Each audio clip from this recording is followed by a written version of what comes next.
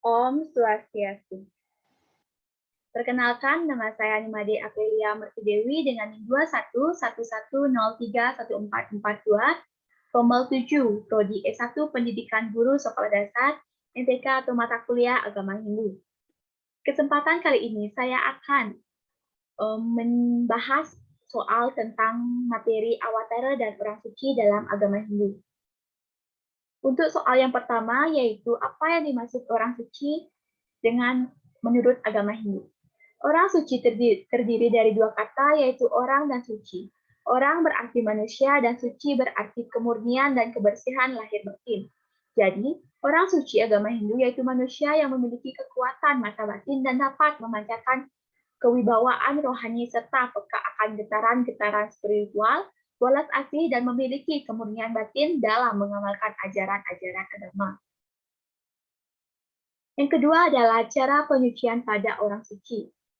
Orang suci dalam agama Hindu dikelompokkan menjadi dua kelompok besar, yaitu golongan Ekajati dan golongan Dwijati.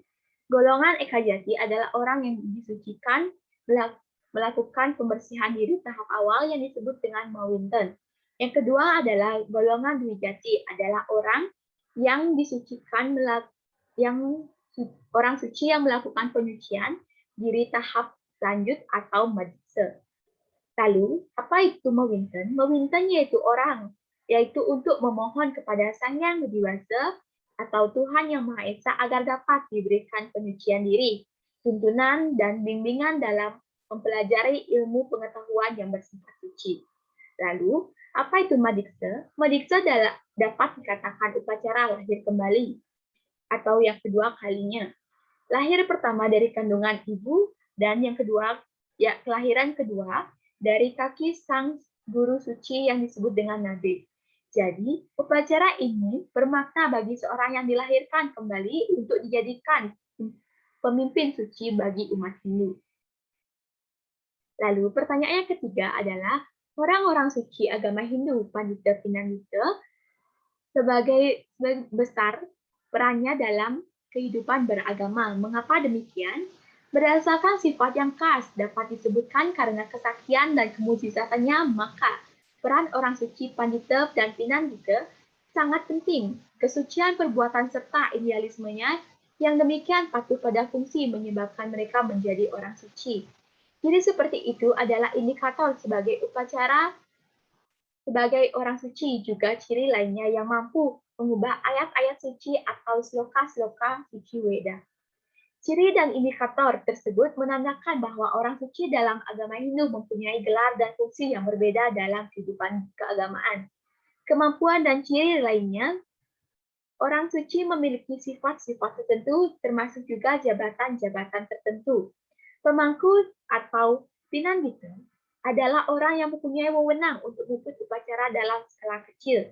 Pemangku adalah orang yang disucikan melalui proses ekajati atau mawinten. Tugasnya yaitu memimpin upacara dalam tingkat tertentu, seperti caru pancasata, mendem sawa, upacara otonan, serta membantu suringgih dalam menyelesaikan upacara yajna, dan memimpin upacara di pura tempatnya bertugas.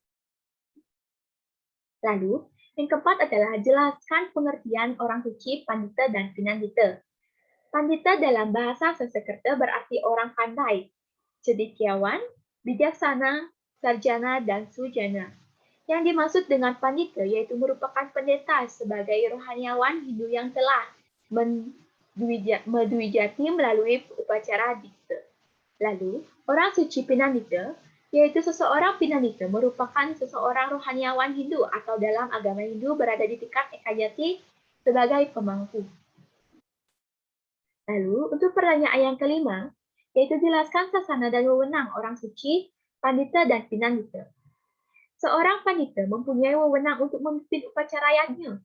Kewenangan dalam lontar Udyoga Parwa menyebutkan, karena pandita telah memilikinya yang sempurna dan tinggi, maka beliau pun dapat menyempurnakan pihak lain seperti melakukan dengan memimpin suatu upacara yajna. Demikian pula untuk upacara purnama tilam dan upacara-upacara keagamaan lainnya bisa dan diselesaikan oleh pinandita. Pada umumnya, di Bali pinandita itu adalah pemangku. Namun, apabila ada upacara-upacara besar seperti upacara-upacara padudusan agung di sebuah pura, atau melakukan taur dan lain sebagainya, harus diselesaikan oleh pandita. Demikian pula sebagai contoh dalam upacara purnama dalam umat Hindu Bali, selain pinandita dipuput juga oleh pandita. Karena perbedaan sasana dan wewenang, maka persyaratan pinandita agak lebih longgar jika dibandingkan dengan persyaratan menjadi pandita. Lalu untuk soal yang nomor 6, yaitu jelaskan riwayat singkat orang suci agama Hindu. Dalam sejarah peradaban dunia, orang suci secara umum dikenal dalam agama Hindu, salah satunya yaitu adalah resi. Dalam agama Hindu, para resi dalam agama Hindu berhasil menerima wahyu dari ide Sang Yang Widiwasa, yaitu penting diketahui bagi generasi muda karena merupakan satu yang luar biasa atau sangat penting dalam kehidupan beragama. Dan berikut merupakan 7 maharesi yang menerima wahyu dari ide Sang Yang Widiwasa. Yang pertama adalah Maharesi Great Samada, Maharesi Wiswamitra, Maharesi Wamadewa, Maharesi Atri, Maharesi Bahara Dewaja, Maharesi Wasista, dan Maharesi Kinwa. Selain saptarsi penerima wahyu Weda, ada juga beberapa maharesi yang dalam kehidupan agama Hindu dikenal dan disebut-sebut dalam kitab suci. Karena peran dan jasanya, di antaranya adalah Bhagawan Beregu, Maharesi Agastya, Bhagawan Baraspati, Bhagawan Angirasa, Empu Tentular, Empu Baradah, Dayang Asapaka, Empu Kulturan atau Dahyang Dwijendra, dan Maharesi Markandeya. Lalu, untuk soal nomor 7 yaitu, jelaskan apa yang dimaksud dengan awatara dalam agama Hindu. Awatara atau avatar dalam agama Hindu adalah interaksi dari Tuhan, yang adalah inkarnasi dari Tuhan Yang Maha Esa maupun manifestasinya. Tuhan Yang Maha Esa atau manifestasinya turun ke dunia, mengambil suatu bentuk dalam dunia material guna menyelamatkan dunia dari kehancuran dan kejahatan, menentukan dharma, dan menyelamatkan orang-orang yang melaksanakan dharma atau kebenaran. Lalu soal yang nomor 8 adalah jelaskan sloka-sloka yang menjelaskan kemunculan awatara Hindu. Sloka-sloka yang menjelaskan awatara Hindu yaitu dalam Bhagavata Purana, bab 11.5, sloka 32 disebutkan, Krishna Varnam Trivikara Krasnam Sangopastra Parsadam Jatnani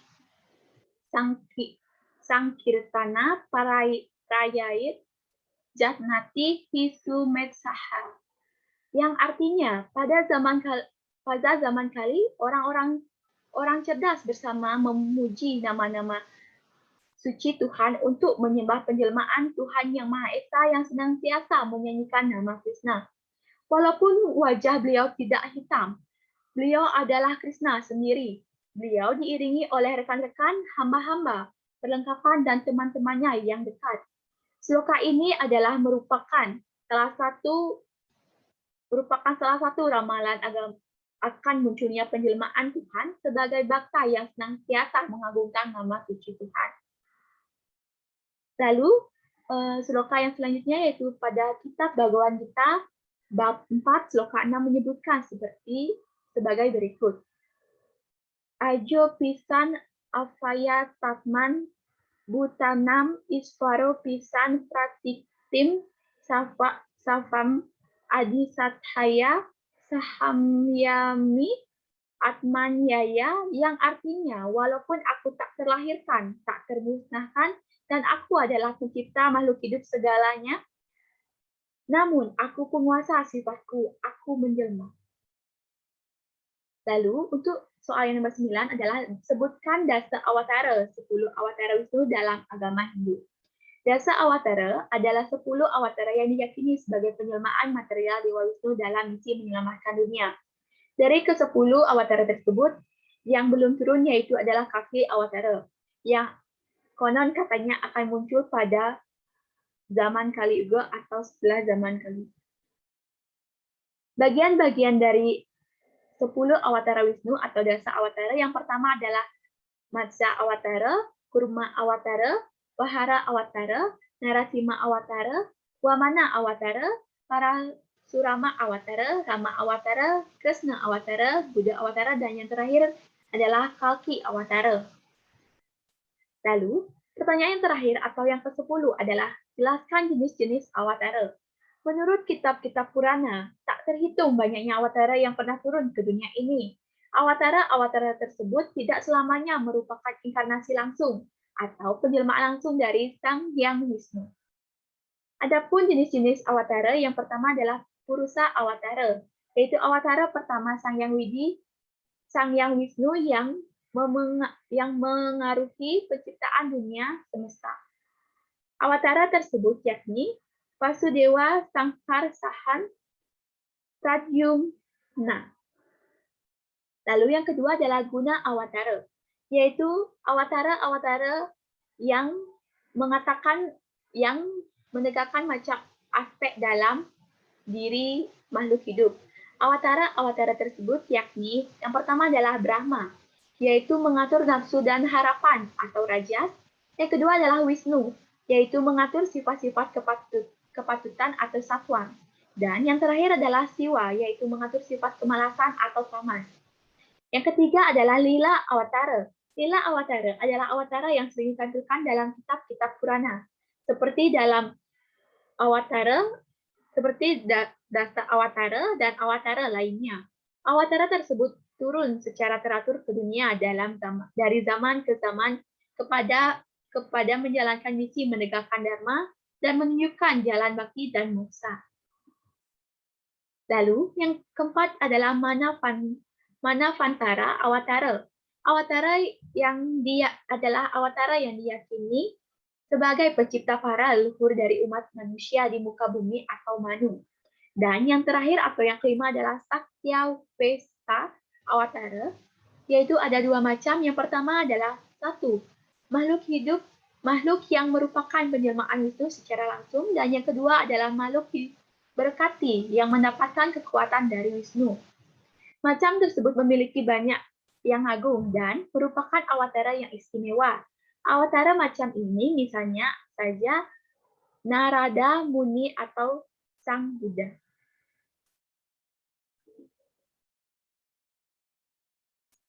Saya sudah menyelesaikan presentasi pembahasan soal tentang materi awatara dan orang suci.